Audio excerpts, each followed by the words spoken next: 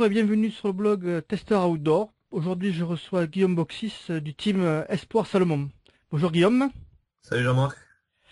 Alors, peux-tu te présenter aux lecteurs et aux auditeurs du blog pour commencer? Je m'appelle Guillaume Boxis, donc j'ai 23 ans. Donc j'habite dans les Hautes-Pyrénées, à Tarbes. Et donc je fais partie du team Sport Salomon depuis l'année dernière. Ok. Alors, dans ta fiche CV qui est sur ton blog, il y a marqué que tu es technicien contrôleur tridimensionnel. Cela consiste en quoi? Ouais, tout à fait, je contrôle, c'est des machines à mesurer en fait, pour contrôler des pièces d'usinage, des pièces d'aéronautique essentiellement. Voilà, c'est vraiment dans la mécanique, quoi. D'accord. Par rapport au sport, tu as des horaires aménagés ou tu as des horaires normales, on va dire? Ouais, je travaille de matin, ça me permet d'avoir les après-midi de libre vers 14 heures, donc ça me permet de m'entraîner, de m'entraîner un peu plus facilement, quoi. Donc, tu as dit que tu es membre du team Espoir Salomon depuis un an maintenant. Comment tu as intégré cette team? Ben en fait, j'ai passé les sélections qui ont eu lieu donc en septembre dernier à Annecy, donc on était environ une vingtaine, 20-25 jeunes. Donc on a fait une sélection sur 3 jours avec plusieurs formats de courses, des montées sèches, des randos courses. Également des petits questionnaires pour découvrir un peu nos personnalités, ce qu'on voulait faire dans le trail. Et à l'issue de ce stage, on a été 4 à être retenus et j'ai eu la chance de faire partie de ces 4. Ah, super. Et depuis quand tu pratiques le trail? Je pratique le trail depuis maintenant 2 ans quasiment, un peu poil de plus de 2 ans, mais vraiment sérieusement depuis 2 ans, quoi. Ok. Et comment tu as fait pour découvrir cette pratique sportive? Parce que avant, j'ai regardé sur ton blog, tu faisais du rugby. Ouais, tout à fait. J'ai fait du rugby depuis tout petit. C'est un peu, moi, c'est dans la culture un peu dans le coin. Et moi, c'est un sportif qui véhicule des valeurs et tout ça qui m'a toujours beaucoup plu. En fait, c'est un copain. J'ai essayé une course un peu par hasard. Il m'a dit, allez, viens, on va tester, on va faire ça. Et donc j'ai essayé. Je me suis pris au jeu. Ça m'a beaucoup plu.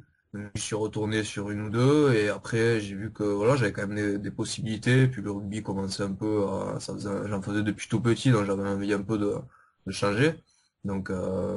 J'ai essayé, et voilà, après je me suis pris au jeu et j'ai arrêté le rugby et j'ai tout consacré au trail, quoi. Et donc, si tu as arrêté le rugby, qu'est-ce qui te plaît dans le trail? Qu'est-ce que tu retrouves du rugby dans le trail quelles sont les valeurs que tu aimes bien dans le trail? Les valeurs, c'est le dépassement de soi déjà, arriver, c'était donner le maximum.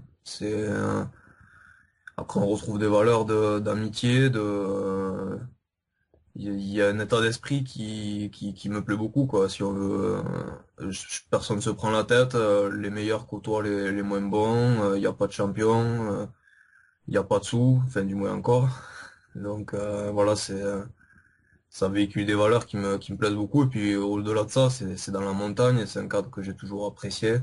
Voilà, pouvoir évoluer dans un environnement comme ça, c'est faire du sport dans cet environnement, c'est magique. Bien, bien.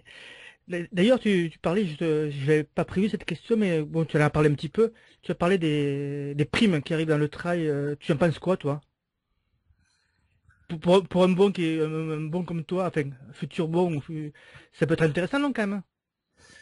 Ouais, c'est sûr, mais c'est vrai quelque part ça serait un peu une récompense parce que bon, il faut pas se leurrer, on s'entraîne quand même pas mal, ça prend sur nos vies personnelles. Après bon, on le veut, après j'ai peur que il faudrait pas que ça amène le dopage, quoi. C'est toujours ça qui c'est un peu lié, quoi. Souvent, c'est vrai qu'on parle de dès qu'il y a des sous dans un sport, bon, mais après on parle de dopage. Donc je sais pas, il faut quelque part, c'est vrai que ça serait une juste reconnaissance un peu parce que bon, on passe quand même du temps.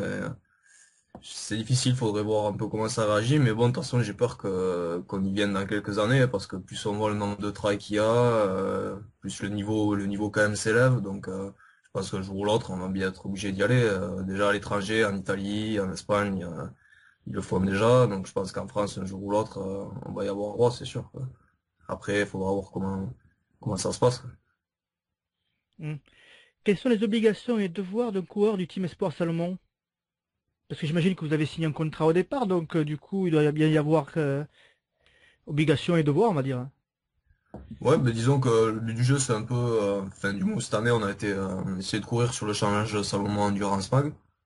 C'est un peu le contrat qu'on nous avait donné, quoi, pour représenter la marque sur le challenge. Et, euh, Après voilà, on se doit de véhiculer la marque, d'avoir un bon état d'esprit, puisque bon, avant tout on représente la marque. Et puis voilà, après l'année prochaine, mais je pense que ça sera un peu le même programme, toujours sur le challenge. Et bon, heureusement ça a changé un peu, donc j'espère pas faire les mêmes courses. Mais voilà, sinon après on est quand même assez libre de choisir nos courses quand même. C'est pas si contraignant que ça, quoi. D'accord. Et combien de temps on est espoir chez Salomon? Là on est parti pour un contrat de 3 ans, donc il en reste deux, on verra à l'issue. Bien. Côté palmarès, bon, tu commences à te faire connaître, notamment avec quelques victoires, quelques belles places aux courses du Challenge Salomon. Tu as gagné le Trail de Garédan sur la distance de 58 km. Comment un petit gars des Pyrénées se retrouve à courir en Bretagne? Ben c'est une course qui faisait partie du challenge, donc j'y étais. C'est vrai que je dois avouer que ça m'attirait pas particulièrement. Moi, je préfère quand même les montagnes. Bon, la Bretagne, c'est plutôt plat. Mais au final, bon, j'ai joué le jeu, j'y étais, et au final, c'est vrai que c'est un trail qui m'a beaucoup plu, parce que c'est vraiment, déjà, ce qui m'a le plus marqué, c'est l'état d'esprit des gens. C'est la première fois que je voyais autant de monde sur une course. On voyait déjà un peu partout, qui nous suivaient à un endroit, qui était à un autre. J'ai vraiment senti un engouement de la population, quoi, autour de ce trail. Et puis mine de rien, il n'y a pas de montagne, mais ça monte, ça descend, ça monte, ça descend, et au bout de 50 bornes, ça commence à faire mal aux pattes un peu. Et puis c'est joli quand même, c'est autour d'un lac, c'est des beaux paysages, c'est que des singles. Donc au final, c'est vrai que j'y étais sans vraiment, ça m'attirait pas particulièrement, mais en fait je crois que c'est une des plus belles courses que j'ai fait de l'année, quoi, au final. Donc je suis vraiment content d'y avoir participé. Et quel était ton objectif sur cette course et quand as-tu commencé à entrevoir la victoire comme une fin possible? Mais déjà c'était 58 km, c'était la première course aussi longue que je faisais. Jusqu'à présent, je m'étais contenté sur des marathons, 40 bornes maximum. Donc là, je savais pas trop comment j'allais réagir, mais je sais quand même que l'endurance, je pense que c'est des distances quand même où j'ai le meilleur potentiel. Donc je suis parti doucement. Faut dire que la course n'est pas partie très vite non plus. Donc j'ai suivi le rythme, sans prendre les devants, en étant bien. Et c'est à partir du 30e à peu près que bon, je connaissais la fin. La fin est un profil assez cassant. Et donc je me suis dit, voilà, je commençais à être vraiment bien, de bonnes jambes, je sentais que j'étais dans un bon jour, quoi.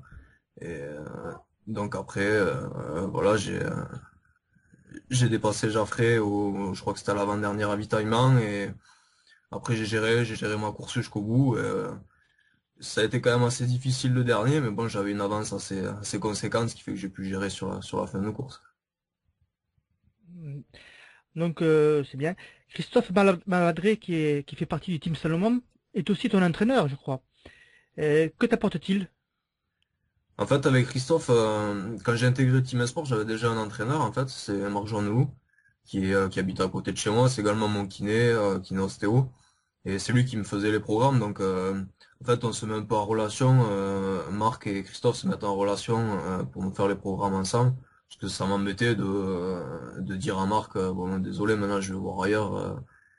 On s'est toujours bien entendu, ça a bien marché, c'est lui qui m'a amené au niveau auquel j'étais, donc moi je voulais qu'ils fonctionnent ensemble, et ça a plu également à Christophe, donc maintenant bon, ben, c'est hyper complémentaire quoi, hein. Alors, j'ai quasiment deux entraîneurs qui font mon programme, donc c'est tout bénef pour moi, quoi.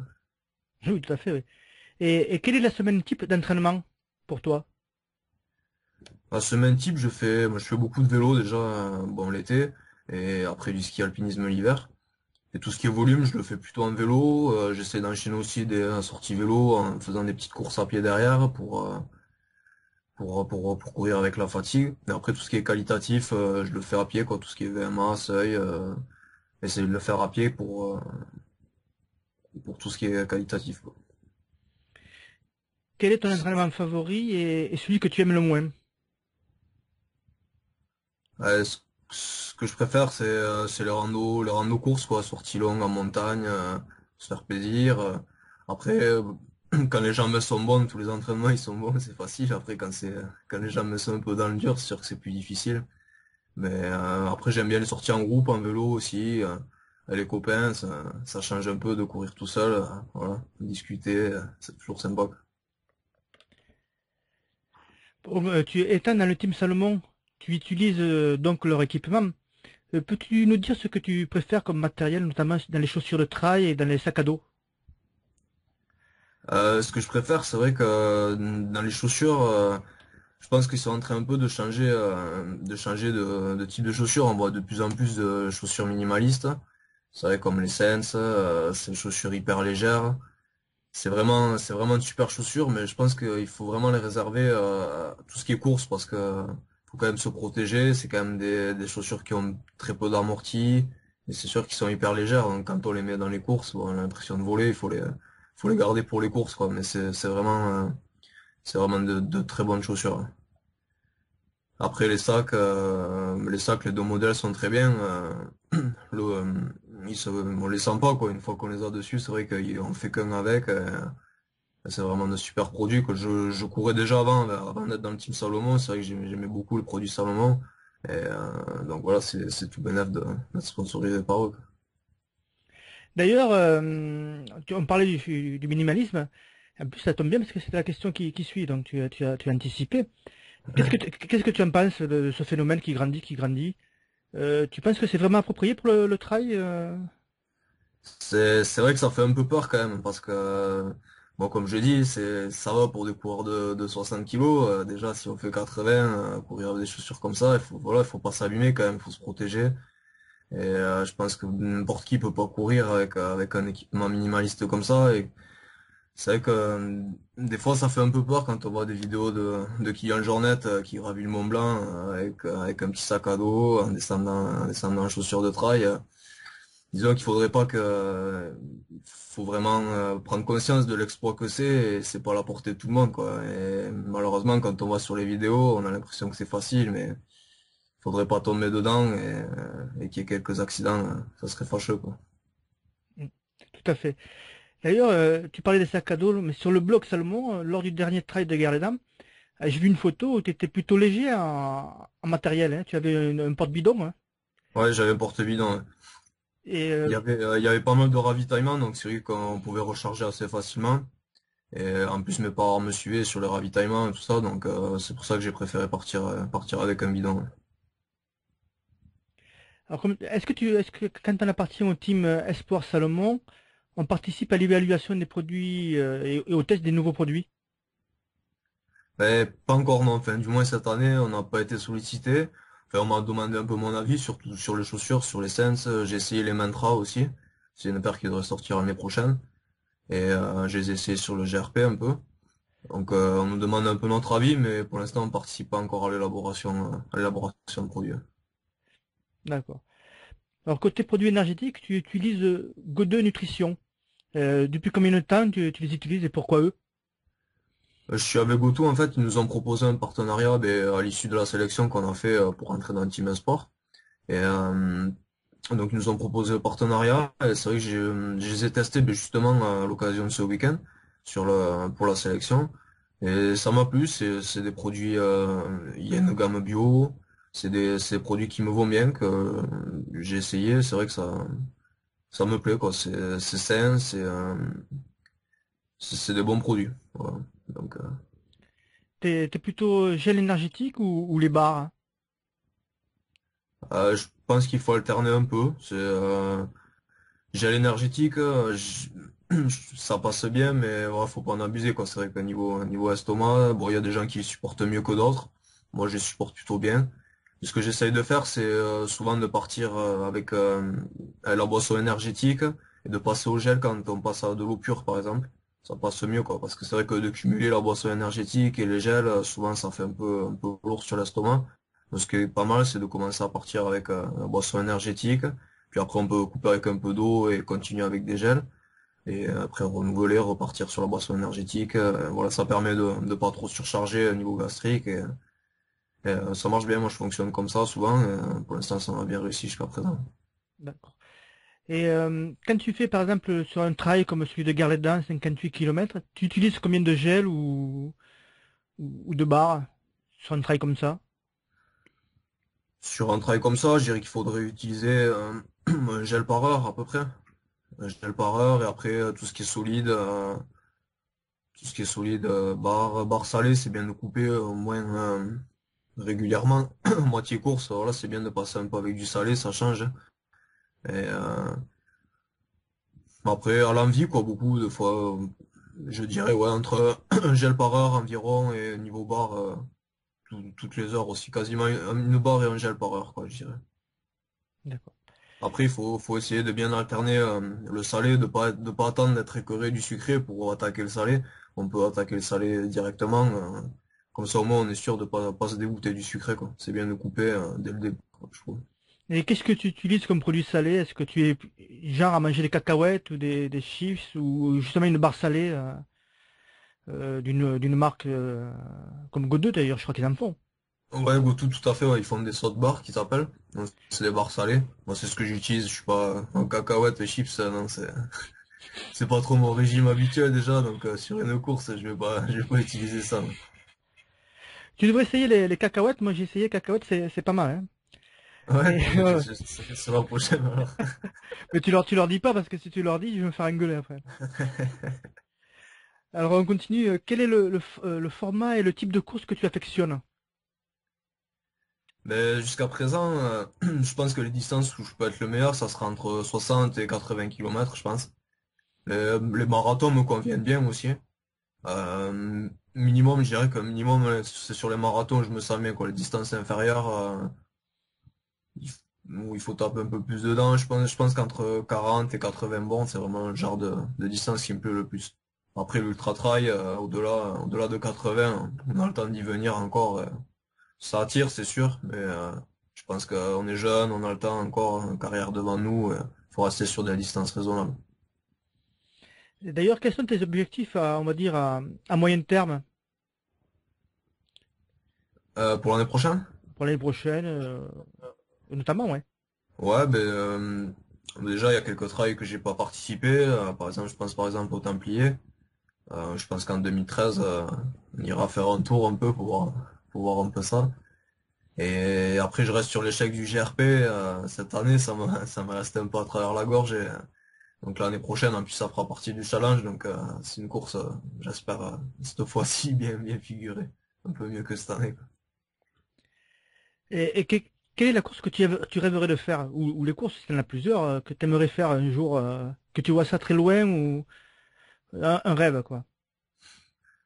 Bah après, c'est sûr, tout ce qui est UTMB, ça fait rêver, c'est sûr, quand on voit. Mais bon, pour l'instant, dans l'immédiat, non, c'est. Après, je suis beaucoup attiré aussi par tout ce qui est skyrunning.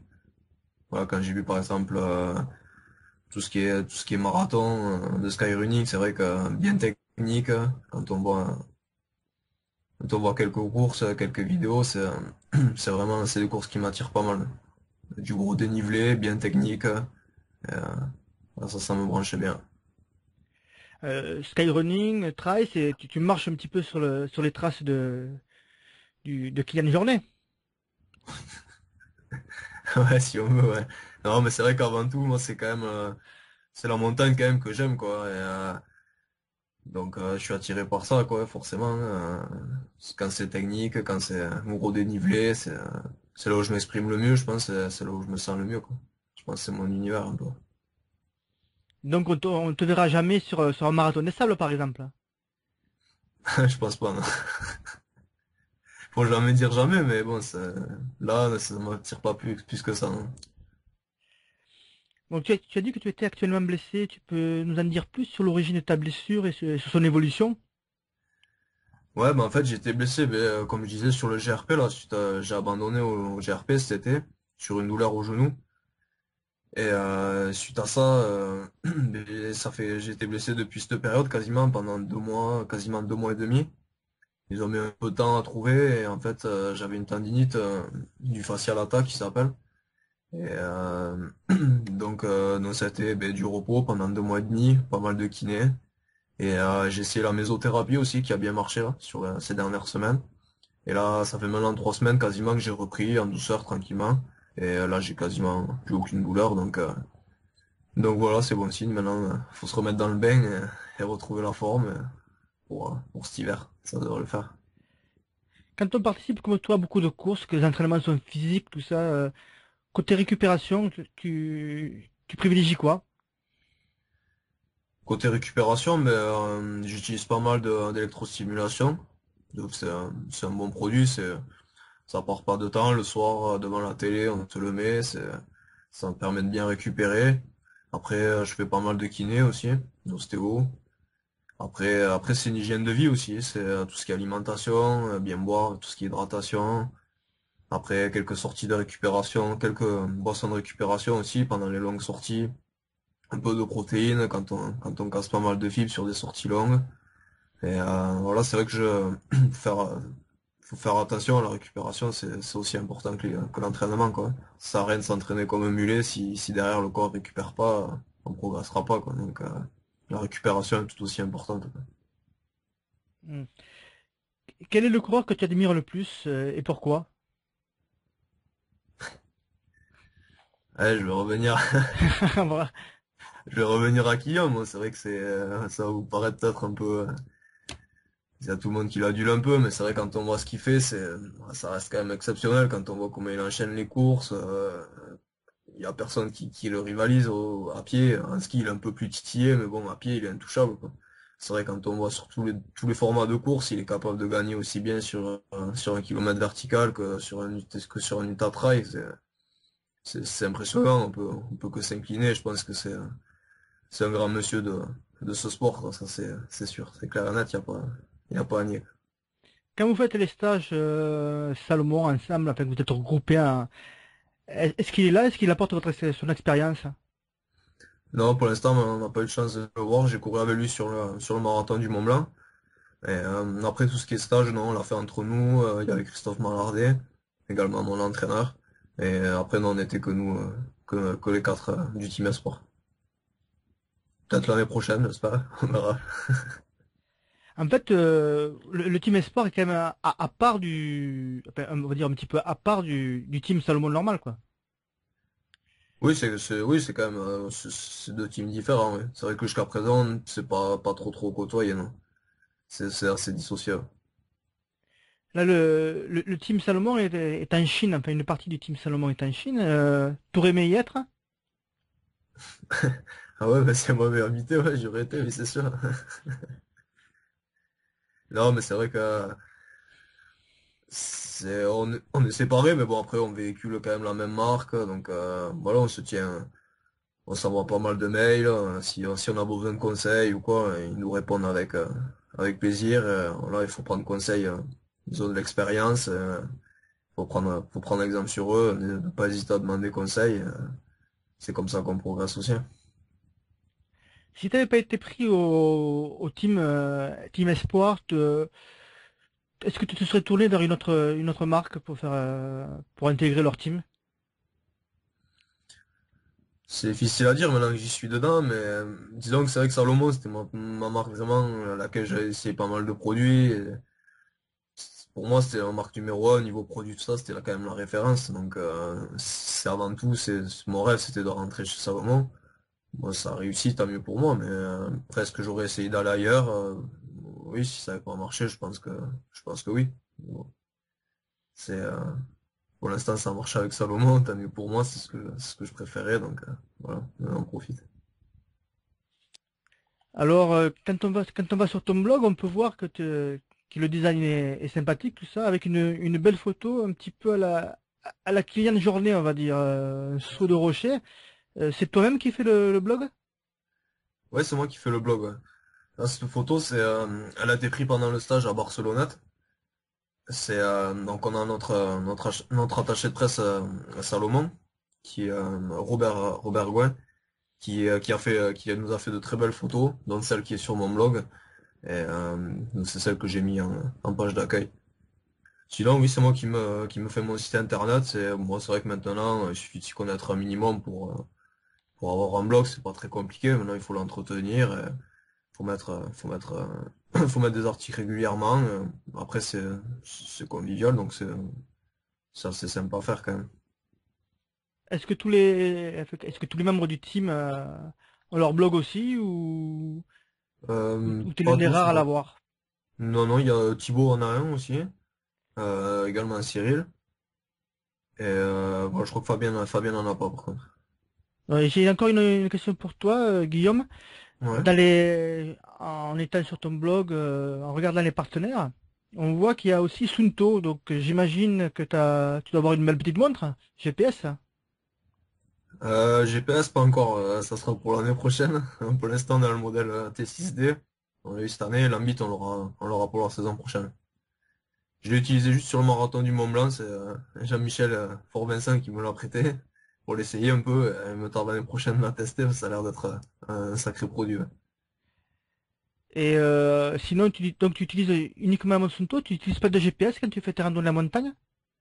Non, il y a un système qui s'appelle le système Footpud avec un petit récepteur qu'on met sur la chaussure. Et c'est relativement précis niveau kilomètre. C'est vrai que ça rivalise avec les GPS, j'y croyais pas trop moi au début. Et donc on le calibre sur une piste d'athlétisme, mais c'est vrai que ça marche bien, et, même en montagne, hein, même c'est vrai que la foulée n'est pas la même, on fait des plus petits pas, mais malgré ça on arrive quand même à avoir des distances qui sont vraiment très très précises. Et je dirais presque aussi précises que des GPS quoi. Donc du coup j'ai plus l'utilité d'un GPS. Je me sers que de ça. D'accord. Et donc voilà, l'interview s'achève. Un petit mot pour la fin, Guillaume? Ben écoutez, merci à tous déjà de m'avoir écouté, merci à toi pour l'interview. Et puis voilà, et j'espère à la saison prochaine. Bonne préparation à tous pour cet hiver et à la saison prochaine. Ok, à bientôt, Guillaume. Merci, à bientôt, à plus. Et voilà, l'interview de Guillaume Boxis du team Espoir Solomon s'achève. Si vous l'avez apprécié, n'hésitez pas à tweeter ou à dire un petit j'aime sur la page Facebook. Et à bientôt sur Tester Outdoor.